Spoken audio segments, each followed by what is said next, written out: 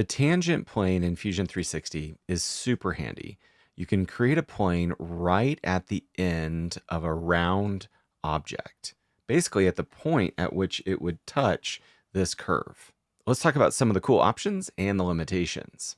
What it cannot solve is something like this ring design. It must be cylindrical or conical. So, of course, this cylinder is going to work great. I select it and then select the slider to put this angled plane where I want it. Now, if we're going to work with this fillet, I'll select it, and by default, it's going to put it right here in the middle. If I slide, it's going to angle up and down along this fillet. But if we come over to reference plane, we can now select this top plane, or top face, excuse me, as a reference. And you can see it's starting here. I'm now angling away from this top face. Selecting this face at 15 degrees, it's kind of inverted. Remember that you can change this by putting in a negative value. If I do negative 15, it's going to give me the alternative 15 degrees in relationship to this face.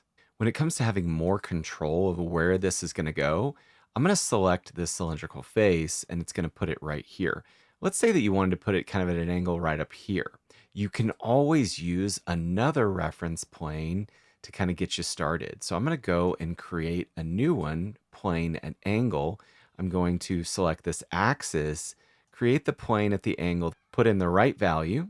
Now working from this angled plane, now let's create a tangent plane using this angled plane. I'm going to select the face first, then come over to reference, select the reference, and you can see that it's basically projecting the angled plane that we've created tangent right up here. And this will give you more control over this plane.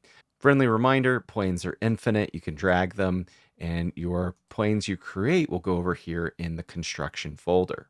Hey, thanks for watching. I'll see you in the next video.